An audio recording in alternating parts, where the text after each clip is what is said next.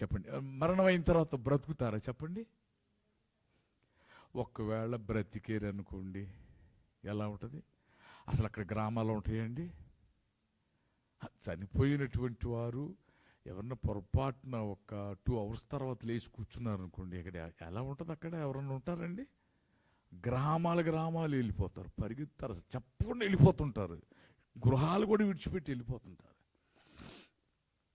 అయితే ప్రియమైన దేవుని బిడ్డలారా, చనిపోయిన ప్రతి వారు కూడా ఒక దినాన తిరిగి లేస్తారు.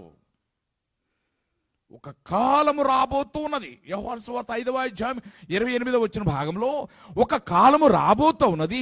ఆ కాలమున సమాధులలో నిద్రిస్తున్న అనేకులు ఆయన శబ్దము విని మేలు చేసిన వారు జీవ పునరుద్ధానమునకును, కీడు చేసిన వారు తీర్పు పునరుద్ధానమునకును బయటికి వచ్చెదరు. ఇప్పుడు చనిపోయిన వారు తిరిగి లేస్తారా లేవరా? బ్రతుకుతారా లేరా? చెప్పండి అమ్మ, చెప్పండి ప్లీజ్ ప్లీజ్. చెప్పండి, పర్వాలేదు. ఇప్పుడు బ్రతుకుతారా బ్రతకరా? మరి చదువుకున్నా కదా బైబిల్, మరి మీరే చదవండి. అయితే యోహాను సువార్త 5వ అధ్యాయం 28వ వచ్చిన భాగంలో మీరే చదివి వినిపించండి. అయితే దీనికి ఆశ్చర్యపడకుడి. దీనికి ఆశ్చర్యపడాల్సిన అవసరం లేదండి. చదవండి. ఆయన శబ్దం విని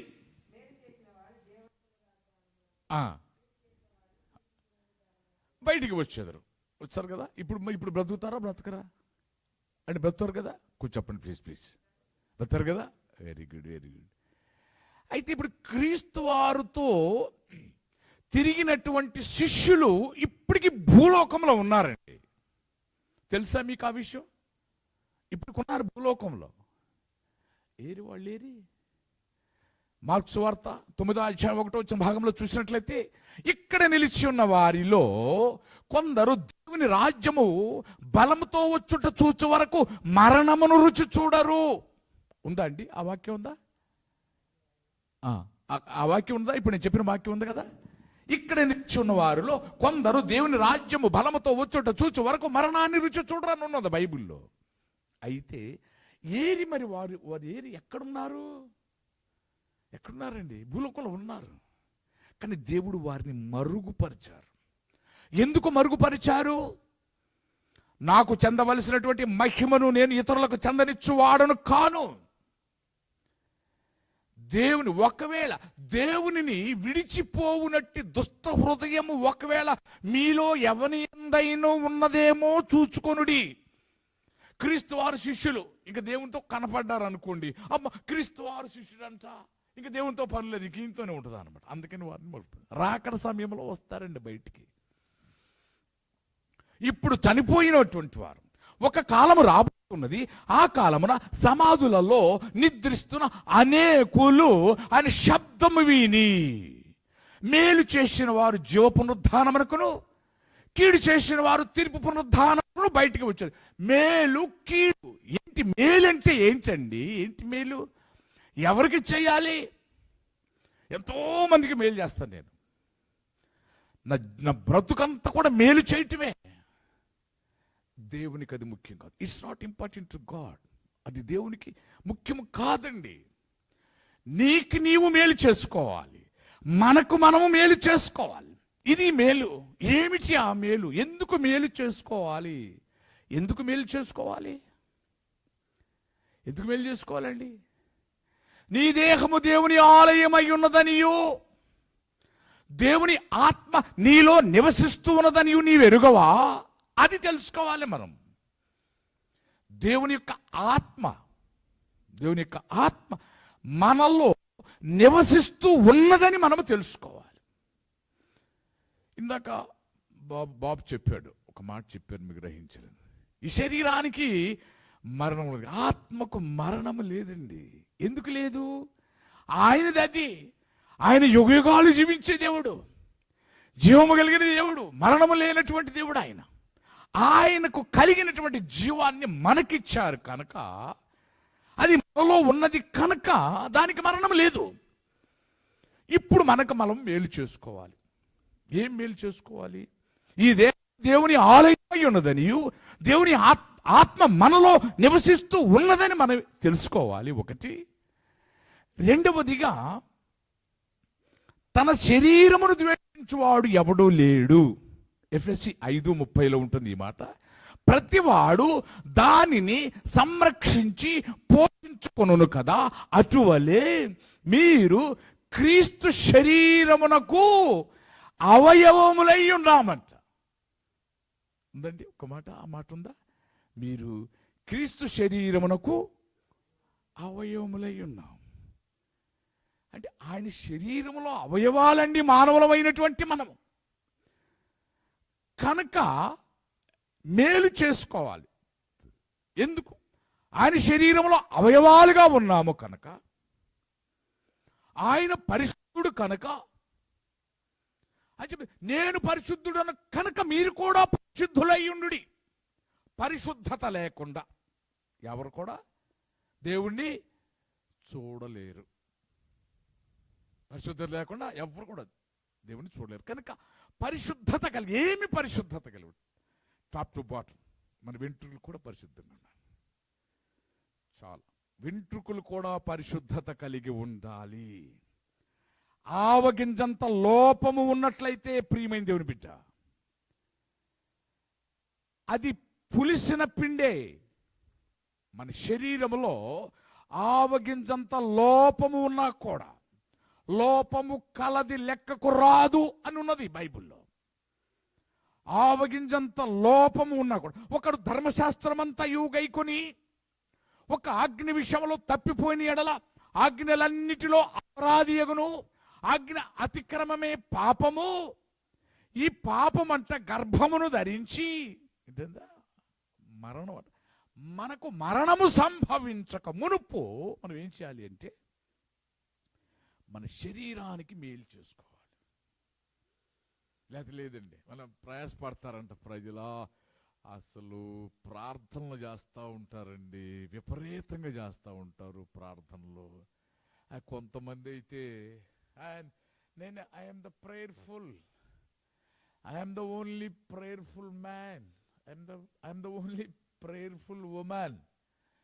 Since 60 years I'm attending the church. I am the senior woman, I'm the senior man in this church. Of course 60 సంవత్సరాల నుంచి వస్తుందండి చర్చికి ఒక ఆవిడ. బాగా ఆశీర్వదించారు దేవుడు. ఎంఆర్ఓ ఆవిడ, హస్బెండ్ డిఎస్పి, ఇద్దరు బిడ్డలు, ఒకడు జర్మనీలో ఉంటాడు, ఒకడు ఇంగ్లాండ్లో ఉంటాడు. చాలా ఆస్తులు ఉన్నాయి. దాదాపు ఒక 70 lakhs వచ్చాయండి రిటైర్డ్ అయిన తర్వాత. 70 lakhsలో టైత్ ఎంతండి? ఎన్ని lakhs? 7 lakhs కదా. 7 lakhs వద్దండి, ఒక 700 ఇస్తే మాలాంటి పాస్టర్స్కి గుర్తొచ్చినప్పుడు ప్రార్థన చేస్తాం కదా. గుర్తొచ్చినప్పటికీ ప్రార్థన చేసేది పాస్టర్స్. కనపడు, అమ్మ మీకోసం చేస్తున్నా, ప్రార్థన చేస్తున్నాం అని అంటా ఉన్నారు. 700 కూడా ఇవ్వలేదండి పాస్టర్స్కి. పాపం ఆవిడ 70 years ఏజ్, చాలా చక్కగా ఉంటుంది. నేరేడుకాయ మీదన్నా కొంచెం నలుపు తెల్లగా కనపడుతుంది, కానీ ఆవిడకి ఎడు చూసినా కూడా ఒక నవ్వితే పళ్ళు మాత్రం తెల్లగా కనపడుతుంది, కానీ ఇంక లేదు అదే కలర్ అన్నమాట. భలే బ్యూటిఫుల్ కలర్ చాలా. మరి ఆవిడకి ఎందుకండి 69, 70 years ఏజ్లో ఆవిడకి ఎలాంటి కోరిక ఉన్నదో తెలుసా అండి? అసలు 40,000 రూపీస్ పెట్టి మెడ్రాస్ వెళ్ళి సౌరం కొనుక్కొచ్చిందండి. సౌరం అంటే తెలుసా మీకు? టైల్ వెనక ఆ టైల్ 40,000 పెట్టి సౌరం కొనుక్కొచ్చిందండి. అంత అవసరం అండి? ఇంకా మార్పు లేదు, ఇంకెలా? ఇప్పుడు ఇక ఆ సౌరంతో ఆవిడ ఎన్ని పాటలు ఇబ్బందులు పడుతుందంటే, 3 story బిల్డింగ్ కూడా కట్టారు. ఆ బాల్కనీలో కూర్చుంటుంది, వచ్చేపోయే వాళ్ళతోటి పక్కన పెట్టేసి దూతా ఉంటుంది. అంటే చూడాలి, ప్రజలు చూడాలన్నమాట. ఇది నీకు 70 years ఏజ్లో నీకు. అక్కడికి వెళ్ళాడండి ఆయన, కోనేటి దగ్గరికి వెళ్ళాడు. ఆ కోనేటి దగ్గరికి ఎందుకు వెళ్ళాడు? స్వస్థత కొరకు వెళ్ళాడు. ఎన్ని సంవత్సరాలు ఉన్నాడండి? 38 సంవత్సరాలు ఉన్నాడండి. నేను కూడా వెళ్ళాను కోనేటి దగ్గరికి, చాలా ట్రై చేశాను. 3-4 సార్లు వెళ్ళాను ఇజ్రాయెల్కి. ఎలా మనం కోనేటి దగ్గరికి వెళ్ళి కోనేటిలో నీళ్లు తేవాలి అని చెప్పేసి ఒక వాటర్ బాటిల్ ఒకటి పెట్టుకున్నాను జేబులో, పెద్ద తాడు ఒకటి పెట్టుకున్నాను, ఒక స్టిక్ ఒకటి ఎట్లా సంపాదించాను, అందరికంటే అనుకుండేవాడిని. ఇదంతా ఒక ఆయన గమనిస్తుంది, వాటర్ బాటిల్, ఖాళీ వాటర్ బాటిల్ ఎందుకు నీ జేబులో పెట్టుకున్నావు, ఆ తాడు ఎందుకు, ఈ కర్ర ఎందుకు, ఏం చేద్దామని అక్కడికి వచ్చాను. వాళ్ళు ఇజ్రాయేలీ అండి, వాళ్ళు మనలాంటి వాళ్ళు అండి, వాళ్ళు ఎంత తెలియగలిగిన ఇట్లాంటి వాళ్ళు ఉంటారని చెప్పేసి 3 ఫెన్సింగ్లు అండి, అక్కడ ఫెన్సింగ్, ఇక్కడ ఫెన్సింగ్, ఇక్కడ చూడటానికి కానీ ఇంక లేదండి. అంతే. అక్కడికి వెళ్ళాడు. 38 years, 38 సంవత్సరాలు, 38 సంవత్సరం నుండి అక్కడ పడి ఉన్నాడు. ఏమండి, ఎవరిని అడిగినా కొంచెం హెల్ప్ చేస్తారుగా, అసలు భలే ఉంటుంది. 5:28 చూడండి, యోహాను సువార్త 5:28 వచ్చిన భాగంలో భలే మాట ఉంటుందండి. అక్కడ చూడండి,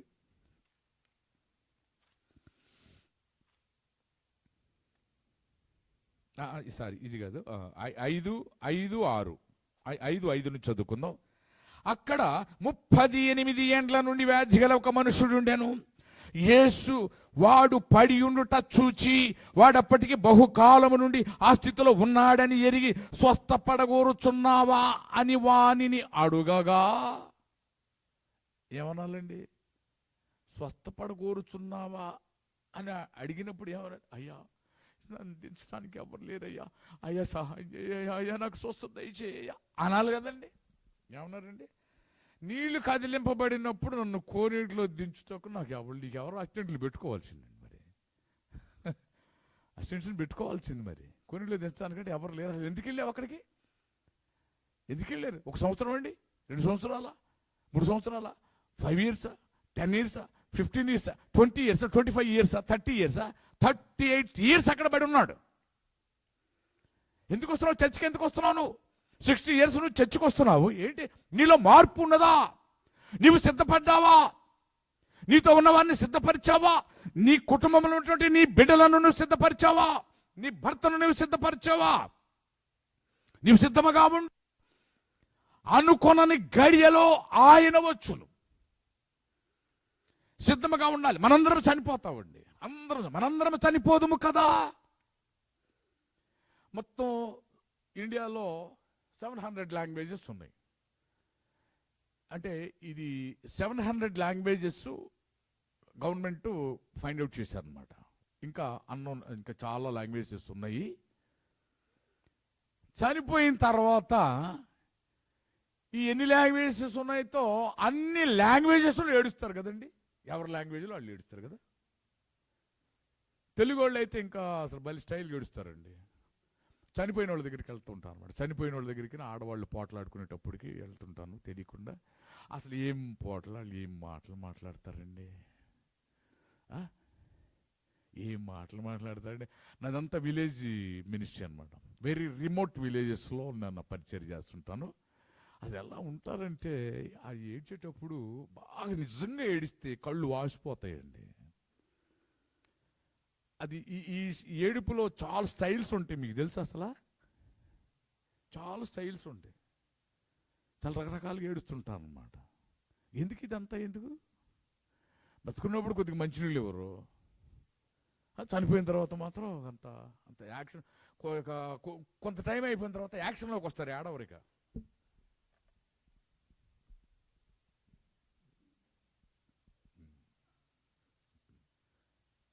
కారులో వెళ్తున్నాను, ఒక ఇంటి దగ్గర టెంట్ వేసి ఉంది. 9 సంవత్సరాలు వచ్చిందమ్మా చర్చికి. బాప్తీసం తీసుకోమ్మా అన్న. తీసుకుంటానయ్యా, తీసుకుంటాను. నీకెందుకు నీకెందుకు నేను కదా, నువ్వుగా నేను తీసుకునేదమ్మా, నీ గురించి చెప్తున్నా కదా, నువ్వు తీసుకో, బాప్తీసం తీసుకోమని. బాప్తీసం తీసుకోవాలి. చనిపోయింది. టెంట్ వేసారు. ఆ పాపకు మ్యారేజ్ చేయాలి, మ్యారేజ్ అయిన తర్వాత తీసుకుంటానులే అయ్యా అని అంది. సరే టెంట్ వేసారు, ఏంటి టెంట్ వేసారు అని చెప్పి మిమ్మల్ని వెనక రివర్స్ వచ్చేసి చూస్తే చనిపోయింది. వాళ్ళ పాప లేపుతుంది, అమ్మ పాస్టర్ గారు వచ్చారు, ఒకసారి లేకమ్మా, అమ్మ లేకవే ఒకసారి. పాస్టర్ గారు వస్తే లేపితే లెగుస్తారా? అసలు లెగితే ఎలా ఉంటుంది చెప్పండి మీరు? ఉంటారా అసలు? అక్కడ ఉంటారా? లేదు. మరి ఏమవుతుంది? నీవు సిద్ధపాటు కలిగి ఉండాలి. ఏ విధమైనటువంటి సిద్ధపాటు? నీవు ఒక్కడవే సిద్ధపాటు కలిగి ఉంటే సరిపోదండి. నీవు సిద్ధపడి నీతో ఉన్నవారిని సిద్ధపరిచి వారికి కావలిగా ఉండాలంట. అగ్నిలో నుంచి రక్షించినట్లు రక్షించాలంట. ఆ బాధ్యత దేవుడు మన మీద పెట్టారు. బాప్తీసం తీసుకున్నటువంటి మనము, క్రీస్తును ధరించుకున్నటువంటి మనము ఈ పని చెయ్యాలండి.